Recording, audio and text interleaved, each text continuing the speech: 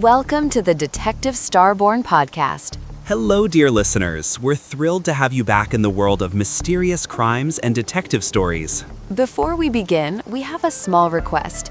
If you enjoy what we do, please subscribe to our podcast and hit that like button. Your support really helps us grow and create even more interesting stories for you. Just a reminder, new episodes come out every single day, so make sure you don't miss out. We can't wait to share today's incredible case with you. Now, let's dive into today's story. You know, Sarah, there are certain cases that they sit with you. They burrow under your skin and they stay there because the details are so jarring, so contradictory, that your brain refuses to let them go. I know exactly what you mean, William. It's that feeling of cognitive dissonance. You're looking at a picture that should make sense, a family home, a quiet morning, a rural neighborhood, but the pieces of the puzzle are jagged, they don't fit. Exactly, and today's case is the definition of a jagged puzzle. We are heading back to 1989 to Berkeley County, South Carolina. We're talking about the disappearance and death of a 5-year-old boy named Justin Lee Turner. Justin Turner. It's a name that haunted that community for decades. And for our listeners, this isn't just a story about a crime. It's a story about a community's loss of innocence and a legal system that struggled for over 30 years to find traction. We're going to be looking at a missing child case that turned into a homicide investigation almost overnight, and the incredibly disturbing questions that arose about the people closest to the victim. And just to set the scope here, because this is a massive, sprawling timeline, today, in part 1, we are going to focus intensely on those first critical days. The disappearance, the frantic search, the discovery of the body, and the immediate aftermath where the investigation turned inward. Right. We need to really dissect the timeline of March 3rd, 1989, and the bizarre forensic clues that left investigators scratching their heads. Because, William, some of the details we're going to discuss, like the temperature of the body and the location where he was found, are the stuff of nightmares. Truly, it's a locked room mystery, but the room is a rural property and a family camper. So let's set the scene. March 3rd, 1989, Friday morning. It's a crisp morning in Moncks Corner, rural South Carolina. Justin is 5 years old. He's a kindergartner. By all accounts, a bright, beautiful little boy. Blonde hair, blue eyes. The kind of kid who lights up a room. He lives with his biological father, Victor Turner, and his stepmother, Pamela Turner. And I think it's important to note the family dynamic right off the bat. Victor had primary custody. That's a detail that becomes relevant later when we talk about the biological mother, Elaine. But on this specific morning, Justin is with Victor and Pamela. Correct. The morning routine is described as totally normal. He eats breakfast, a bowl of cinnamon cereal. I always find those little details so heartbreaking. It grounds you in the reality that this was just a little boy starting his day. Cinnamon cereal. It's such a specific, innocent sensory detail. It is. And after breakfast, he gets ready for school. Now, the routine for Justin was to walk down a dirt road to a neighbor's house. It wasn't a long trek, just a short path to where he would meet the school bus and his best friend, a neighbor's grandson, who was also his bus buddy. Right, and this is 1989 rural America. We have to put ourselves in that headspace. We didn't have the same level of hypervigilance we have today. Letting a 5-year-old walk a short distance to a neighbor's house to catch the bus, that wasn't unusual. It was routine. Absolutely. It was a tight-knit community. Everyone knew everyone. So Justin heads out the door, but he never makes it to the neighbor's driveway. And that's the chilling part. The distance is negligible. It's not like he was walking 3 miles through dense forest. It was a short path, but he vanishes. The bus arrives at Whitesville Elementary. Justin isn't on it. His classmates notice immediately. You know how kids are. When your bus bunny isn't there, you notice. They just assumed he was sick. Which is a logical assumption for a 5-year-old to make. Oh, Justin's not here. He must have the flu. Exactly. And because of that assumption, the alarm doesn't ring immediately. The school day passes. It's not until the afternoon that the reality sets in. The bus comes back to the neighborhood to drop the kids off, and Justin isn't there either. This is the moment where the stomach drops. That neighbor's grandson, Justin's best friend, gets off the bus. And later that afternoon, around 4:30 or 5 p.m., Pamela Turner, the stepmother, comes around asking if anyone has seen Justin. She goes to the neighbor's house. The little friend tells her, "He wasn't on the bus today. I thought he was sick." Can you imagine that moment? If you are a parent and you think your child has been at school all day and suddenly you're told, no, he never got on the bus. That 4:30 p.m. realization, that means he's been missing since roughly 8 a.m. That is an 8-hour gap. It's a lifetime in a missing child case.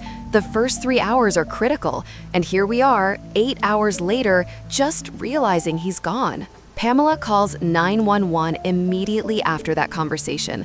She reports that her stepson never returned home. And that's when the peaceful veneer of Monk's Corner shatters. Deputies James Gaither and Philip Mason from the Berkeley County Sheriff's Office respond. And William, the response was massive. By early evening, as the sun is starting to set, the search is on. And we have to talk about the terrain here. Horseshoe Road, it's wooded, there are fields, it's rural. Searching here isn't like searching a city block. There are a million places a small child could wander off to, get hurt, get lost. Or be taken. The sun goes down. Flashlights are cutting through the woods. You have family members, neighbors, officers. Everyone is calling his name. They are checking outbuildings, crawling under the house, dredging ponds. They brought in tracking dogs. The desperation must have been palpable because, let's be honest, a 5-year-old alone in the woods at night, the temperature drops, there are animals, the danger is immediate. But there's also that other fear, the fear of a predator. They tried to figure out if he was a wanderer. Did he have a history of running off? The answer was no. He wasn't that kind of kid. Which makes it even more ominous. If he doesn't wander and he didn't make it to the bus, then someone or something intercepted him. By Saturday, March 4th, the search had exploded in size. Over 100 people, firefighters, civilians, police, they are scouring a widening radius. Neighbors are leaving their doors unlocked just in case Justin wanders up, scared and looking for safety. That detail destroys me. Leaving the door unlocked, hoping a terrified little boy walks in. But he doesn't, and fear is gripping the town. People are locking their kids inside.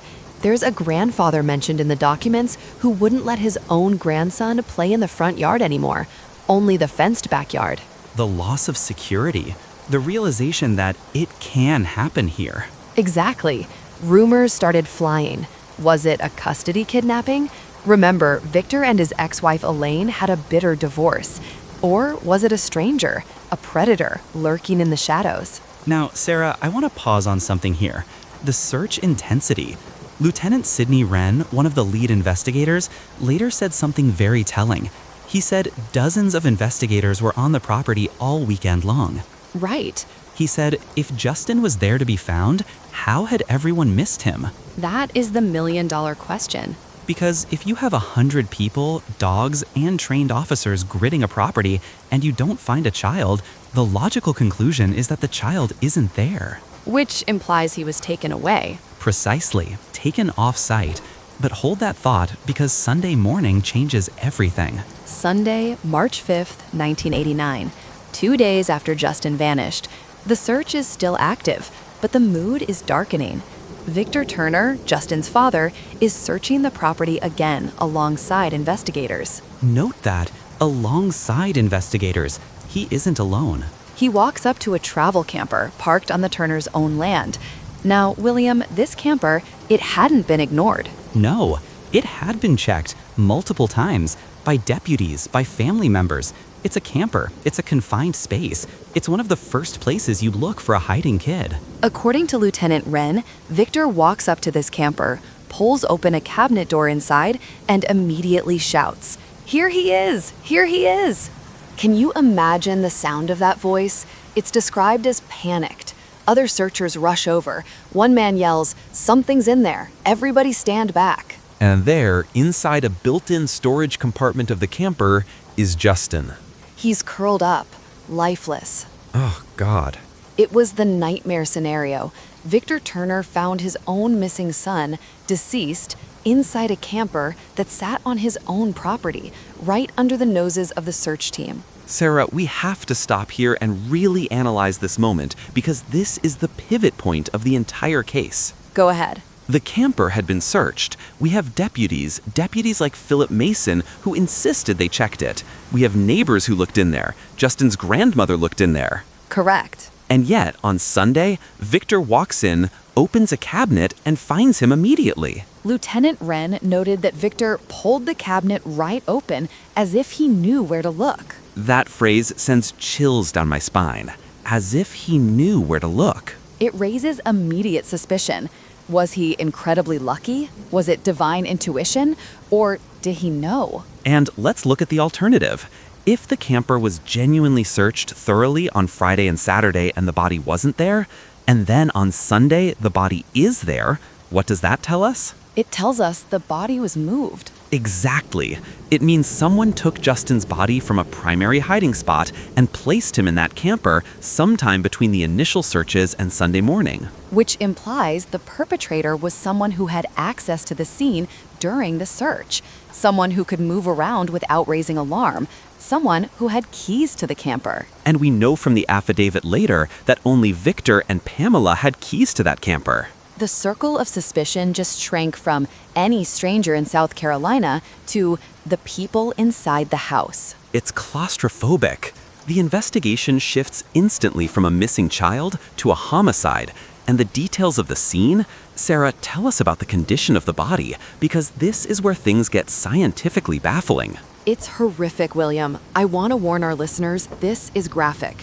When they removed Justin, they found he had been strangled.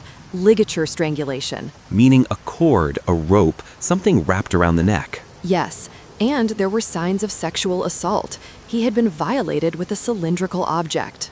It's just evil. There is no other word for it. Pure evil. Lieutenant Wren called it one of the most tragic, horrendous murders of a 5-year-old he could think of. I can't disagree. The autopsy placed the time of death between late morning and early afternoon on Friday, March 3rd. They based this on undigested food in his stomach, the cinnamon cereal. So he died shortly after he disappeared. He wasn't held captive for days. He was killed almost immediately. Yes, but here is the detail that baffled everyone. When they found him on Sunday, his body felt unusually cold. Cold? Like dead bodies are cold, Sarah. Ambient temperature cold? No, colder than that. Searchers remarked on it. They said he felt refrigerated or frozen. Whoa, wait. If he's been dead for 2 days, his body should be the same temperature as the air in the camper. If he felt frozen... Exactly.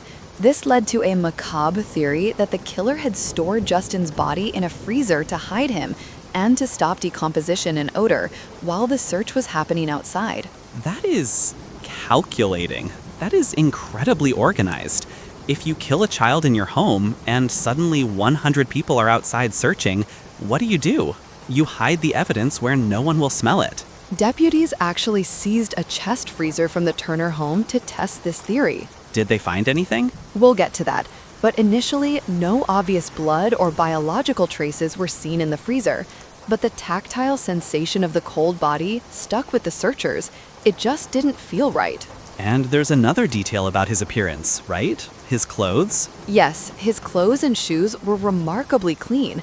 No mud, no grass, no pine needles. Okay, stop. This is rural South Carolina, a dirt road, woods. If a stranger grabbed him and dragged him into the woods, or if he ran away, his shoes would be dirty. His knees would be grass-stained. Exactly. The lack of debris suggests he didn't run through the woods. It suggests he was likely killed indoors or in a very clean area and then carried to the camper. Carried? Carried. That points to someone who could get close to him without a struggle, or someone who overpowered him instantly. And again, moving a body into a camper, that is essentially a locked room crime scene, it screams insider. So now the police have to do the unthinkable. They have to look at the parents, Victor and Pamela. And the biological mother, Elaine Pace. We should address her quickly because in these cases, the ex-spouse is always a suspect initially. Right. Elaine and Victor had a bad divorce. Victor got custody, which devastated Elaine.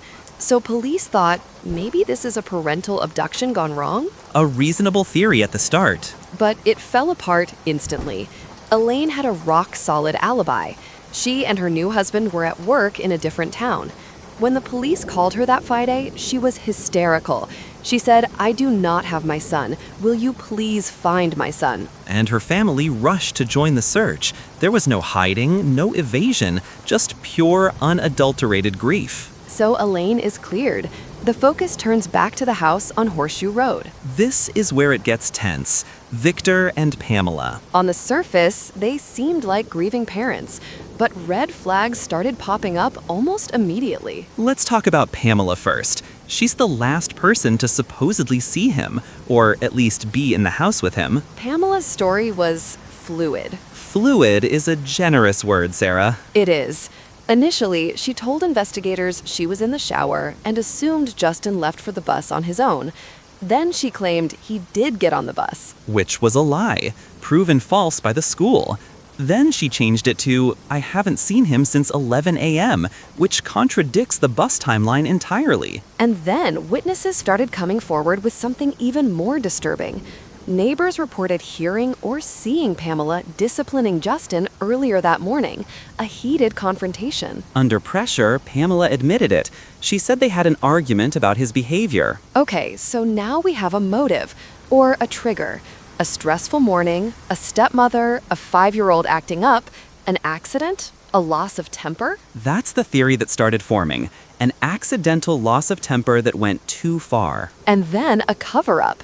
Because if you hurt a child in 1989, you don't call 911 if you want to stay out of jail. You panic, you hide the body. And then there's Victor. His discovery of the body was just too convenient. And he made a very strange comment to a law enforcement officer right after finding his son. Oh, this quote, I read this and my jaw dropped. He asked, what would happen if someone in the family had done this? What would happen if someone in the family had done this? Who asks that? You just found your son murdered. You should be asking, who is the monster who did this? Not, what are the sentencing guidelines for family members? It sounds like a hypothetical confession, asking for a friend, you know? Exactly. And then we have the polygraphs. The lie detectors. Now, we know polygraphs aren't admissible in court usually, and they aren't 100% reliable. But in 1989, they were the gold standard for directing an investigation. Monday, March 6th, the day after the body is found, Pamela takes a polygraph. She fails. She fails. But she had taken Valium. Ah, so they schedule a second one. But before she can take it, the sheriff makes a move. He announces to the media that Pamela K. Turner is a suspect. Oof, that's a bold strategy. It backfired. Pamela lawyers up, she stops cooperating, the second polygraph never happens. And suddenly, the wall goes up. The blue wall of silence usually refers to police, but here, it was the family wall of silence. Victor and Pamela stopped talking. They shut the door. But the police felt they had enough. They had the failed polygraph, the changing stories, the clean clothes, the body and the camper that only they had keys to. Investigators like Lieutenant Wren were convinced. They believed Pamela killed Justin and Victor helped cover it up. Or perhaps they were both involved. But belief isn't proof. And that's the tragedy. Wren said later, no DNA evidence will ever go back to solve this case because it had a right to be where it was at. That's such a crucial concept for our listeners to understand. It had a right to be there. Right. If you find Pamela's hair on Justin's shirt, so what? She did his laundry. She hugged him. If you find Victor's fingerprints in the camper, well, it's his camper. Exactly. There was no smoking gun, no foreign DNA, no stranger's fingerprint, just a domestic scene that looked normal, except for the dead child. Despite that, they pushed forward. In December 1989, Pamela Turner was formally charged with homicide. The community went wild. The headlines were screaming. Stepmother arrested. There were calls for the death penalty. And Justin's friend, the little boy Justin Smith, said something that breaks my heart. He said, I hope they find the people who did it and put them in the electric chair. He was just a kid saying that. The anger was visceral. But Pamela maintained her innocence. She said she raised him like her own. She had no history of violence. Victor wasn't charged at that time, right? No, they didn't have enough on him yet. They probably hoped Pamela would crack and implicate him. But she didn't crack. No, and then came the grand jury in mid-1990. This is where the legal system creates a roadblock. The prosecutors presented their case, the circumstantial evidence, the inconsistencies, the camper discovery. They asked for an indictment to go to trial. And? The grand jury refused. No bill. No bill. Insufficient evidence. The murder charge was dropped. That must have been a gut punch to the investigators. It was devastating, and even more so for Elaine Pace and her family.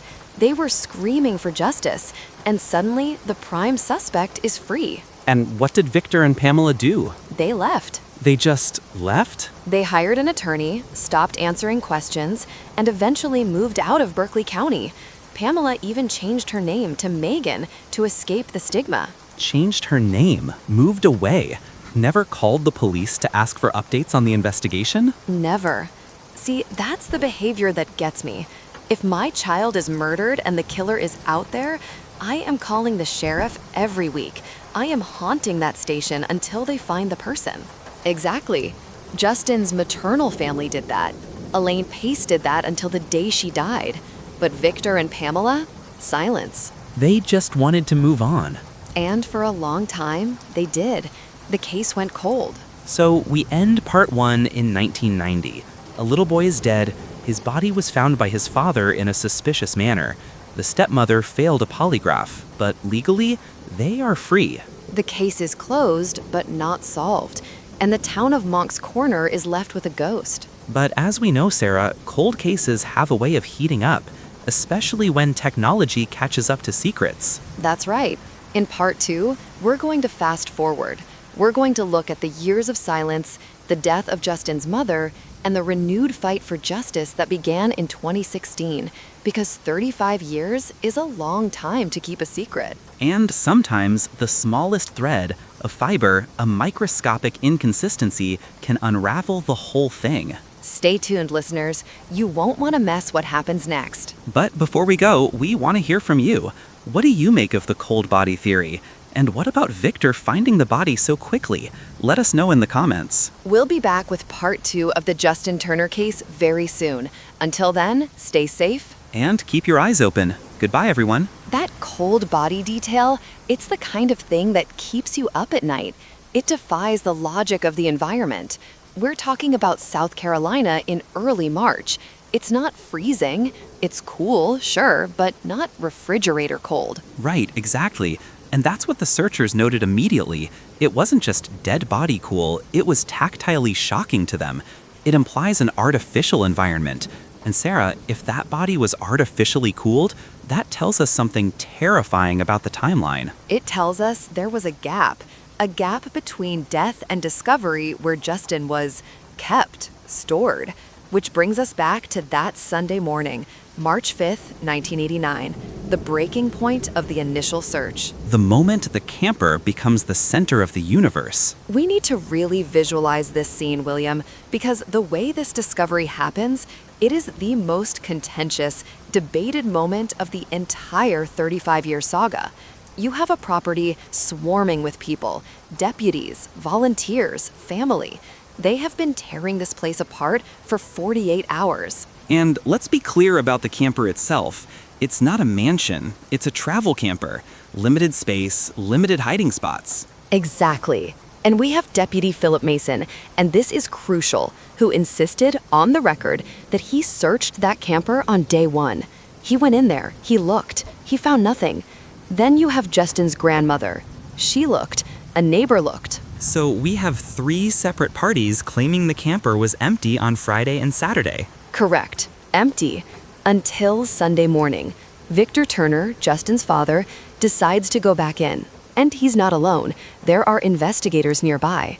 In fact, and this is a detail that gives me chills, there was a news crew filming B-roll of the search nearby. Wait, really? They caught the moment? They caught the immediate aftermath and the audio. Victor walks into the camper. He doesn't spend 20 minutes tossing the place. He doesn't methodically check every drawer. According to Lieutenant Signe Wren, who was there, Victor walks in, goes straight to a built-in cabinet, pulls the door open, and screams. Here he is. Here he is. Here he is. And then, something's in there. Everybody stand back. Just like that, he walks in and bullseye? That's the million-dollar question. Lieutenant Wren said it looked for all the world like he knew exactly where to look. It wasn't a search. It was a retrieval. That is disturbing. Because if you're an innocent father, frantically looking for your boy, you're overturning cushions, you're looking under the table. You aren't necessarily walking directly to a specific cabinet unless you have a reason to believe he's in there, or unless you put him there. Or unless you're putting on a show because the search is winding down and the body needs to be found. Right, because if the police give up and leave, and the body is found weeks later in a state of decomposition, well, actually, that might have been better for a killer. But if you want to control the narrative, maybe you find him. And the condition of the body inside that cabinet raises even more red flags. Justin was curled up, but his clothing, his shoes, Clean. immaculate.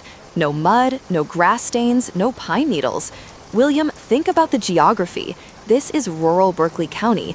To get from the house to the bus stop, you're walking on dirt and gravel. To get from the house to the camper, you're crossing a yard. So if he had been abducted by a stranger, dragged through the woods, or if he had run away and gotten lost, his shoes would tell that story. Precisely. Clean shoes suggest he never walked outside. It suggests he was taken from a clean environment, like the house, and carried, likely wrapped in something or held off the ground, and placed directly into that cabinet. Which points immediately to an inside job. It screams it. And that's when the atmosphere shifted. You can feel it in the old reports. The sympathy for the grieving parents, it didn't evaporate, but it curdled. It turned into suspicion almost instantly. I can only imagine the police officers standing there. They've been sweating for 2 days searching the woods, and suddenly the dad pops open a cabinet they've already checked and says, "Found him." The adrenaline dump must have been insane. And then the forensic reality sets in. They tape off the scene, they bring the body out, and the autopsy results come back with a nightmare scenario. Ligature strangulation, sexual assault with a cylindrical object. It's horrific. It is absolutely the worst thing you can imagine happening to a child. It is. And the time of death? Based on the digestion of his breakfast, that cinnamon cereal, he died between late morning and early afternoon that Friday. So while the school was calling, while the stepmother was supposedly waiting for him, he was already gone. Likely, yes. He never left that property. Okay, so let's look at the parents. Because once the stranger abduction theory starts to crumble, and it crumbled fast given the lack of footprints, the clean clothes, the locked camper, the circle of suspects tightens to the people with keys. Victor and Pamela, they were the only ones with keys to that camper. That's a lock and key mystery right there. If the camper was locked and the body appears inside a locked camper, only the key holders could do it, unless someone picked the lock, put a body in, and relocked it, which seems unlikely. Highly unlikely. So investigators turn their gaze to the household. And this is where the behavior of Pamela Turner, the stepmother, comes under the microscope. We touched on this briefly in part 1, but her story, it was fluid. Fluid is a generous way to put it, William. It was a shapeshifter. First, she says he got on the bus. I saw him get on the bus. Which is a verifiable lie. The bus driver knows, the kids know. Exactly. The driver, the kids, the neighbors, nobody saw him. So when the police confront her with that, she pivots. Oh, I was in the shower. I assumed he went to the bus. The shower alibi. It's a classic for a reason. It's impossible to prove and impossible to disprove. But then witnesses start talking. Neighbors, people who hear things through the thin walls of a quiet morning. There are reports of an argument, a heated confrontation between Pamela and Justin earlier that morning. And didn't she eventually admit to that? She did. Under pressure, she conceded there was a discipline issue. She admitted they fought. And one neighbor, this is hearsay, but it was powerful enough to make it into the files, claimed Pamela said something to the effect of, she had a fight with Justin and she won. She won. My God, that is a chilling choice of words when you're talking about a 5-year-old. You don't win a fight with a kindergartner. You discipline them or you teach them. You don't defeat them. Unless it wasn't just a verbal fight. Unless it escalated. And then we have the polygraphs. I know. We always have to give the disclaimer. Polygraphs are not admissible in court. They are pseudoscience in many ways. But they are a tool for investigators to gauge reaction, to gauge stress. And Pamela Turner, she failed. twice, or was it just the once? She failed the first one on March 6th, the Monday immediately after the body was found. And here is the kicker. She had reportedly taken Valium before the test. She was sedated and she still failed? Yes, usually sedatives are used to try and beat the box, to flatten your heart rate, stop the spikes in blood pressure. If you are sedated and you still trigger deception indicators, that suggests a massive physiological reaction to the questions. That's telling. So the police are looking at this. They have the failed polygraph, they have the lies about the bus, they have the clean clothes on the body, they have the body appearing in a camper only the parents could access. They decide to make a move. They do. They name her a suspect publicly, and that changed everything. The relationship between the Turners and the police went from cooperative grieving parents to adversarial suspects overnight. They lawyered up. Immediately. And look, legally, that is their right. We can't sit here and say hiring a lawyer proves guilt. It's actually the smart thing to do if the police are looking at you. But coupled with everything else, it felt like a wall going up. And Victor? What was his role in this early phase? Was he standing by her? He was. He stood by Pamela completely. Even though investigators had their suspicions about him, especially regarding the discovery of the body, they didn't have enough to charge him initially. They focused the laser on Pamela. They thought she was the primary aggressor? That seemed to be the theory. Maybe an accidental killing, a rage incident that went too far, and then a cover-up? Right. The I won comment supports a rage incident. And then the cover-up, well, that requires logistics.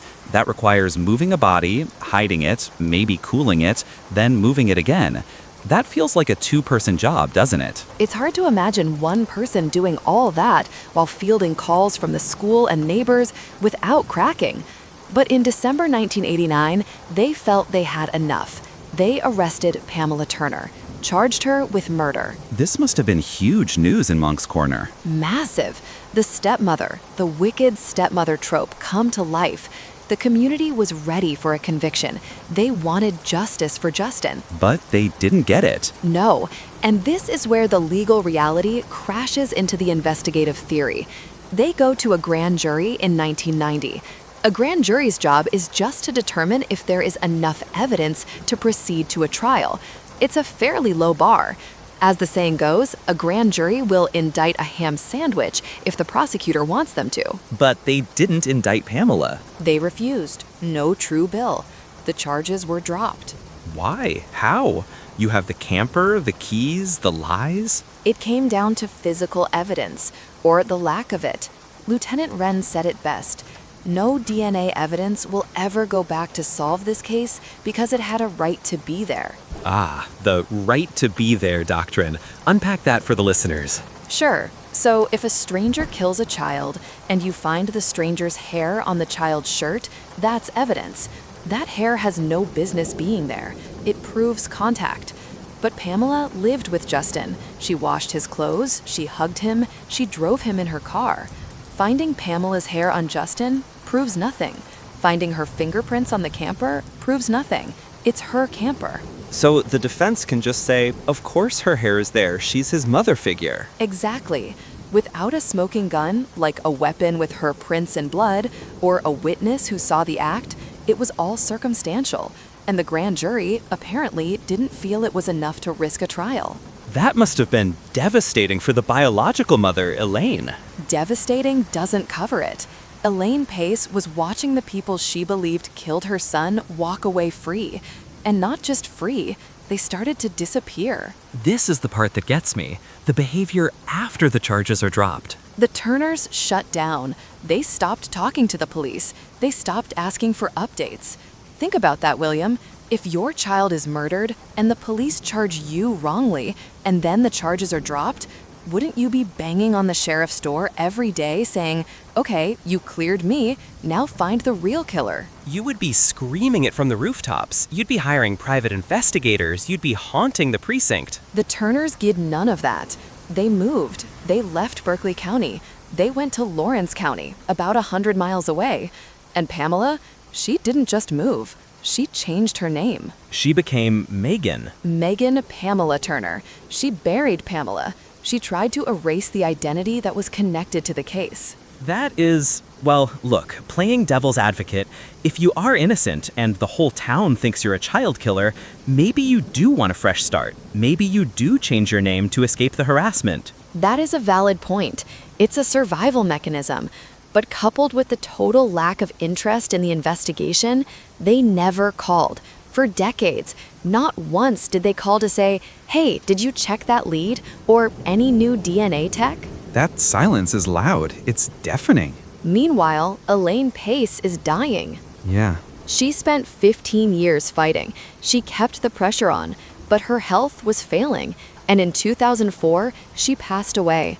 She died without knowing what happened to Justin. She died without seeing justice. That is the tragedy within the tragedy. The waiting. It kills the survivors, slowly. But she made her husband, Russell, promise, "Don't give up." And the family kept that promise. Justin's cousin, Amy Parsons, she became the warrior for this cause.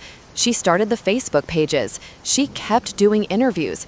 She made sure Monk's Corner could not forget Justin Lee Turner. And it worked. It took a long time, but it worked. Fast forward to 2016. We have a new sheriff in town, Sheriff Dwayne Lewis. He comes in and he's looking at the cold case files. And Justin's file is the big one. It's the ghost that haunts the department. And usually when these old cases get reopened, it's because of DNA. Was it DNA here? Not exactly DNA in the way we think of it, like finding a suspect's blood. Remember, the right to be there problem still exists for DNA. But forensic science had advanced in other ways, specifically fiber analysis. The leash. The leash. Investigators went back to the evidence box. They had this dog leash and collar taken from the home back in '89. They always suspected a ligature strangulation. The marks on Justin's neck were very specific. They were consistent with a strap, right? A woven strap.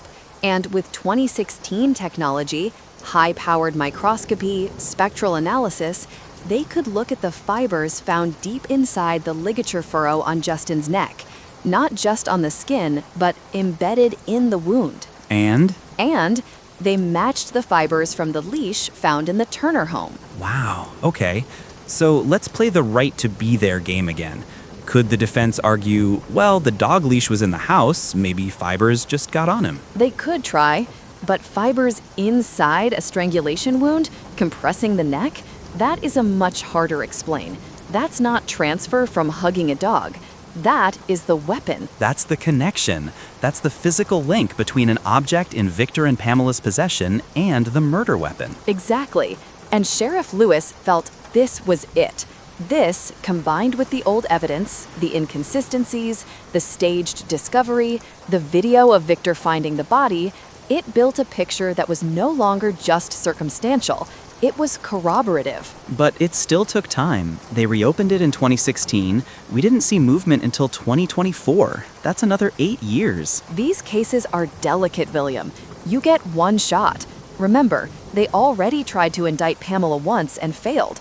If they missed again, it's over forever. They had to be bulletproof, or as close to it as possible. So they built the file. They re-interviewed everyone who was still alive, they digitized the old tapes, and finally, in January 2024, they made the move. Imagine the scene. It's been 35 years. Victor is 68. Pamela, now Megan, is 66. They are living a quiet life in Cross Hill. They probably think they got away with it. They probably think the past is dead and buried. And then a knock at the door. January 9th, 2024. Deputies arrest them both. murder charges. Not just Pamela this time, Victor too. That's a key difference. In 1989, Victor skated. In 2024, they are treating them as a team, joint enterprise. The affidavit was brutal. It laid out everything. The fiber match, the witness statements about the I won comment, and it leaned heavily on that video of Victor finding the body. They argued that his reaction was impossible unless he had foreknowledge. It's amazing how technology works. In 1989, a videotape was just news footage. In 2024, we can analyze body language, timing, audio. It becomes evidence. The community reaction was explosive. Finally, that was the word on everyone's lips. Justin's family, Amy Parsons, and the others, they were weeping with relief. It felt like the end of the marathon. But as we know, arrest is not conviction, and the legal system has a way of complicating things, especially after 3 decades. It does.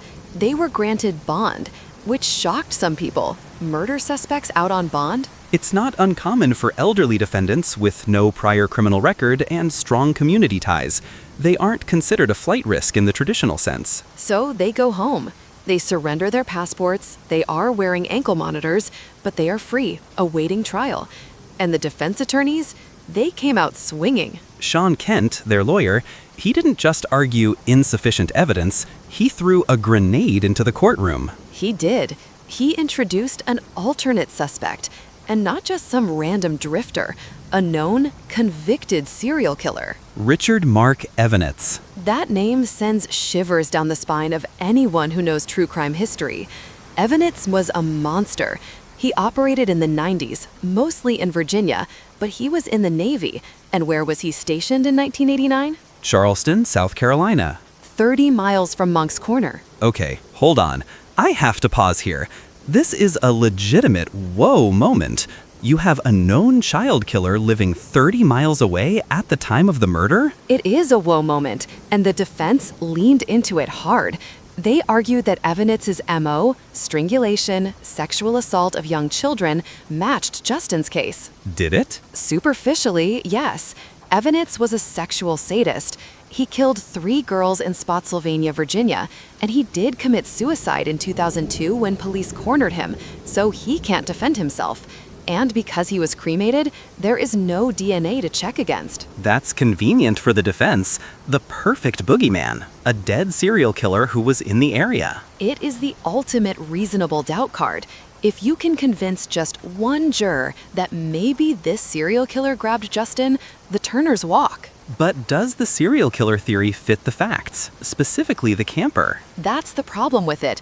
Would Richard Mark Evanets, a stranger, abduct a boy, kill him, and then sneak him back onto the property, break into a locked camper, hide the body in a cabinet, and leave the boy with clean shoes? No, serial killers don't usually return the bodies to the parents' backyard inside a camper. They dump them in woods. They hide them in water. They don't stage a discovery for the father. Exactly. The psychology doesn't fit. But legally, it creates murky water. And the judge, Judge Roger Young, had to navigate this swamp.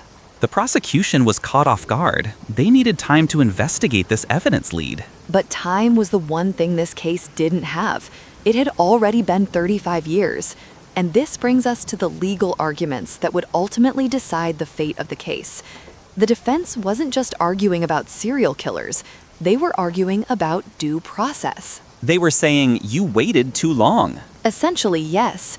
They argued that the delay, 35 years, had prejudiced the Turners' ability to defend themselves. And to be fair, strictly from a legal standpoint, they have a point. Witnesses die, memories fade, evidence degrades. That's the crux of it. The judge looked at the list of witnesses. Over 20 key people were dead.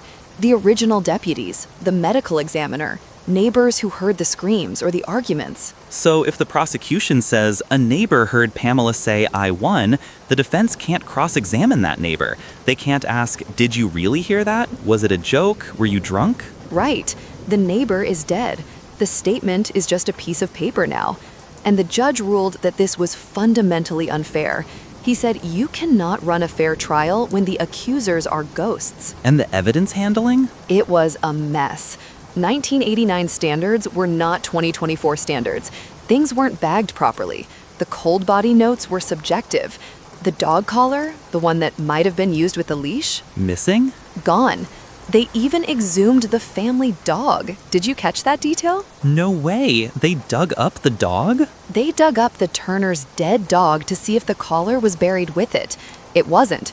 But the fact that they had to go to that length shows how desperate they were for physical objects that had been lost to time. So the defense argues you lost the collar that could prove our innocence. You waited until all our witnesses died, and now you want to put us on trial for our lives? And Judge Young agreed. On June 7th, 2024, he issued his ruling, and it was a bombshell. He dismissed the charges. With prejudice. With prejudice means it's over. Done. They can't refile next week. They can't wait for new evidence. It is a permanent door slam. He ruled that the state took too long, that the new evidence of the fibers wasn't really new. It was just looking at old evidence differently, and that the prejudice caused by the lost witnesses was insurmountable. Victor and Megan Turner were free. I can feel the air leaving the room just hearing you say that. For the family, for Amy, for everyone who fought, that must have felt like a physical blow. They were gutted. The statement from the family was heartbreaking. The justice system failed an innocent 5-year-old boy. They believe the Turners hid behind the clock, that they ran out the clock until the evidence was too old to convict them. And the Turners? Did they speak? They did, for the first time in decades. Megan, Pamela, talked about her living hell. She played the victim. She said she lived in fear, changed her name, hid from the world because the police had tunnel vision. And Victor? Victor was defiant. He blamed the police. He said a lot of bad people made a lot of bad decisions, referring to the investigators. He claimed he just wanted to find the real killer. It's hard to listen to that, knowing what we know about the camper. Knowing what we know about the clean shoes. It is, but legally, they are innocent, or at least not guilty. The case is closed. But it's not solved. But it's not solved. No, officially, it is an unsolved homicide, but unofficially, there isn't a detective in Berkeley County who doesn't think they know who did it. It's the paradox of cold cases. Sometimes the truth is right there, staring you in the face. But the law requires more than truth. It requires proof, and time is the enemy of proof. Time is the accomplice. In this case, 35 years was enough to erode the path to justice. The fibers held on, but the people didn't. So where does that leave us? We have a boy who never grew up, we have a family who never got closure, and we have 2 parents who are living out their golden years free from prosecution. It leaves us with a ghost story. A story about a little boy in a clean outfit, hidden in a camper, waiting to be found by the very person who was supposed to protect him. It's heavy, Sarah. It's really heavy. It is. And in part 3, we aren't just going to leave it here. We're going to dig deeper into the aftermath. We're going to look at the psychology of family annihilation. Why does it happen? What drives a parent to kill?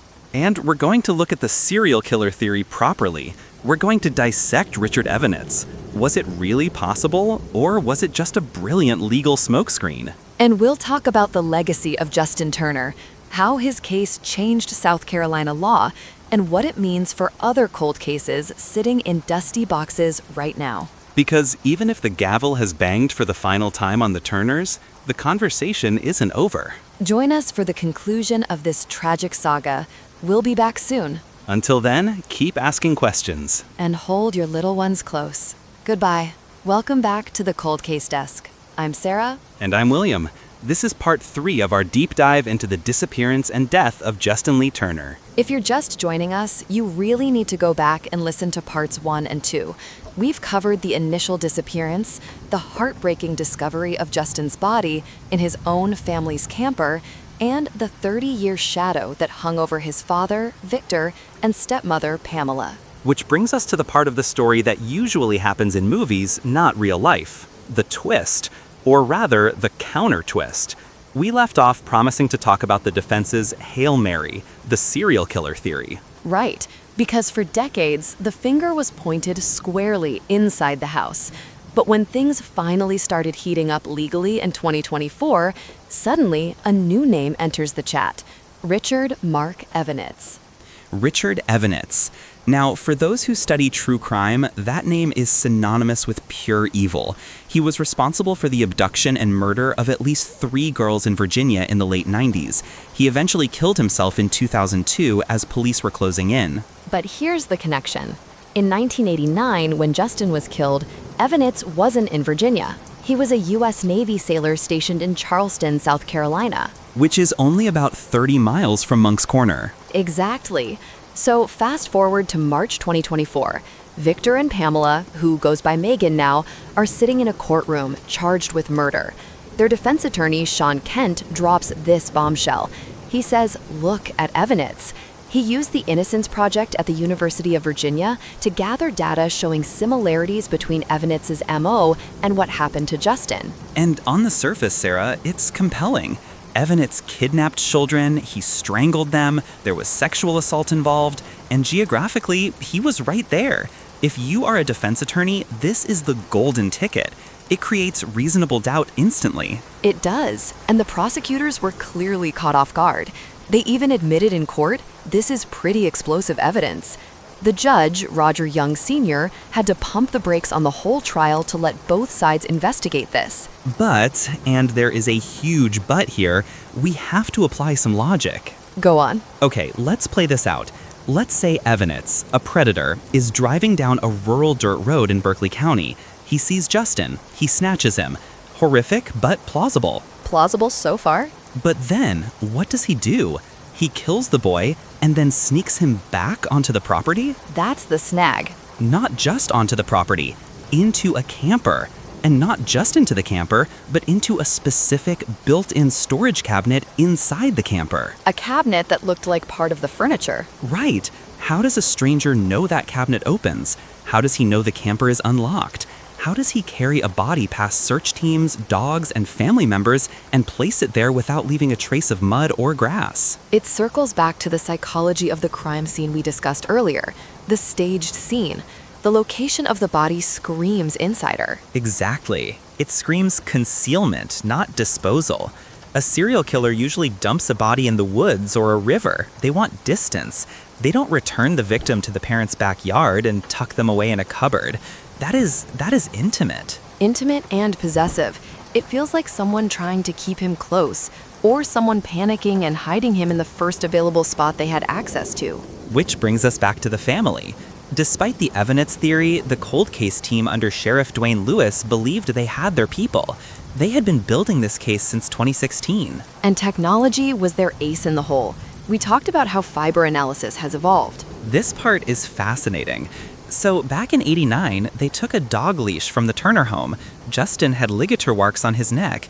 But back then, microscopy wasn't what it is today. Fast forward to the 2020s, they re-examine that leash, and they find fibers, tiny, microscopic fibers embedded in the wounds on Justin's neck and on his shirt collar. And they matched the leash found in the home. Wow. That is the smoking gun, or as close as you get in a case without DNA. It scientifically links an object from inside the house to the murder weapon. That, combined with the behavioral evidence, is why they finally moved in. On January 9th, 2024, deputies went to Cross Hill, South Carolina. They arrested 66-year-old Megan Turner and 68-year-old Victor Turner. Can you imagine that moment? 35 years. They had moved away, they had changed their names, they probably thought they had outrun it. I'm sure they did. They were living a quiet life. And then, knock on the door. Handcuffs. Charged with murder. The community reaction was massive.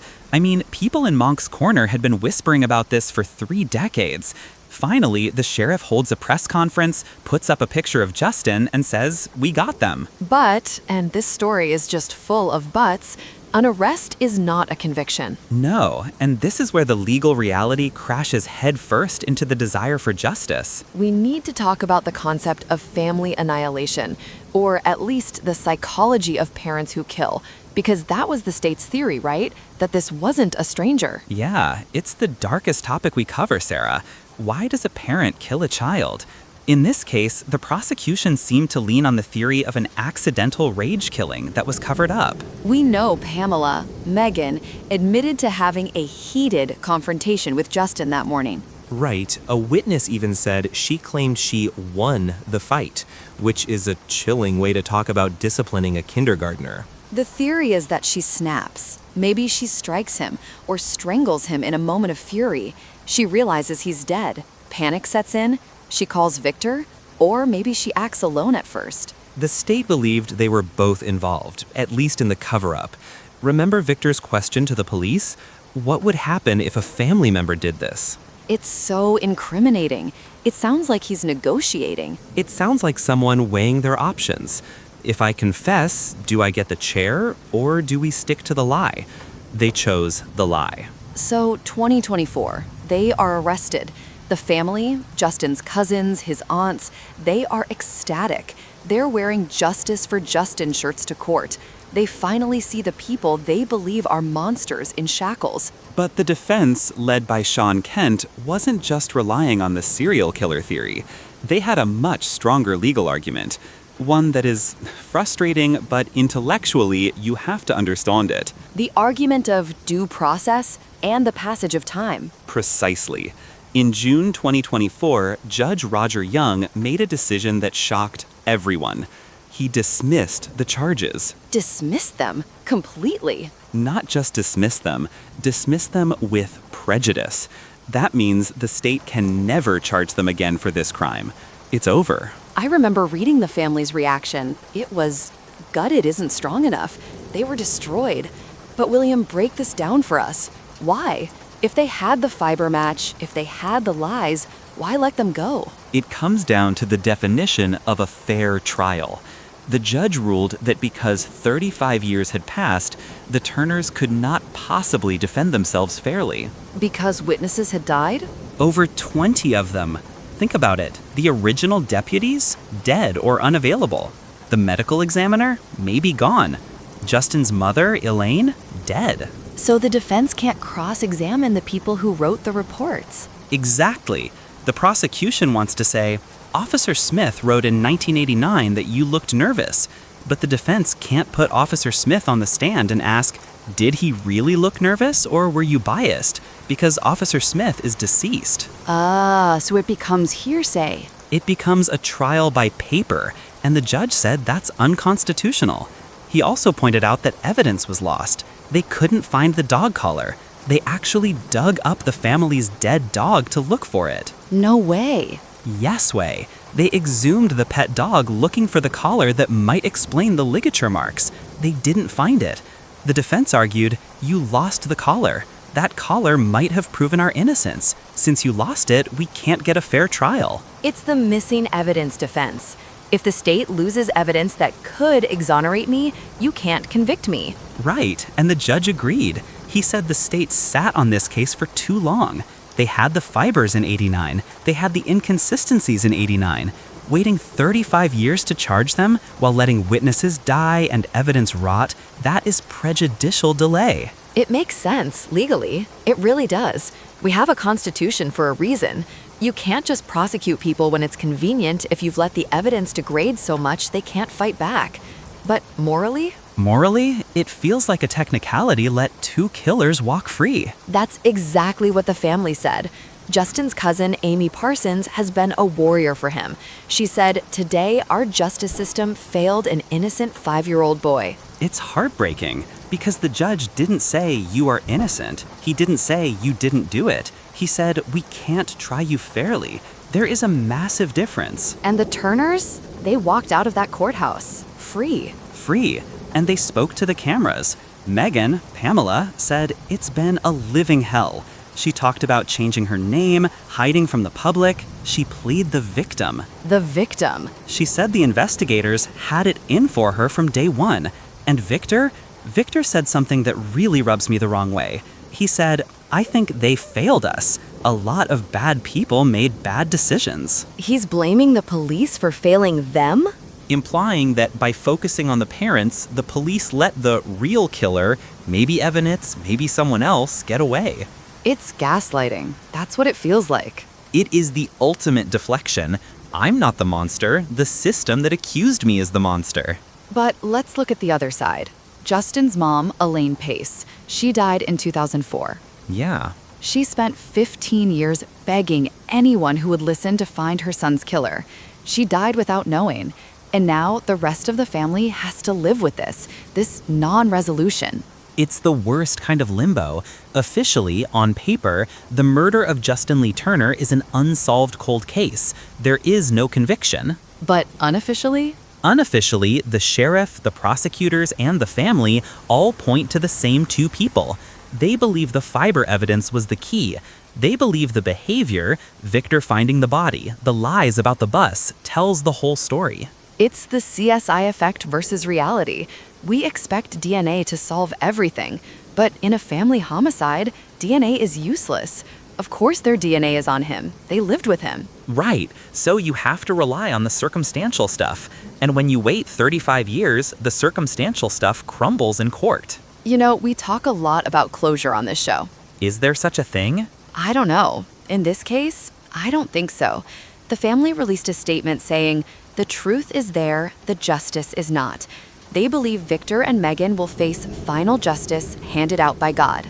That's often the only comfort left in cases like this, the belief in a higher court. It reminds me of what we said at the beginning. This was a little boy, 5 years old, blue eyes, loved Cinnamon Toast Crunch. He had his whole life ahead of him. And he was betrayed by the people whose only job was to keep him safe. Whether it was a snap of rage, a calculated murder, or a tragic accident covered up by fear, he ended up in a cabinet in a camper, cold and alone. It's just heavy. It is. But Sarah, even though the gavel has banged for the final time, the story isn't gone. Justin isn't gone. His cousin Amy and the rest of the family keep his photos up. They keep the Facebook page active.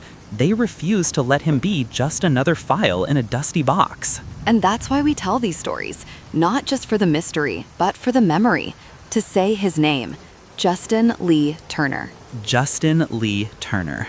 We've covered a lot of ground in these 3 episodes, from the missing bus to the camper to the arrest and finally the dismissal. It's a case study in the flaws of our system, the limits of forensics, and the enduring pain of a family.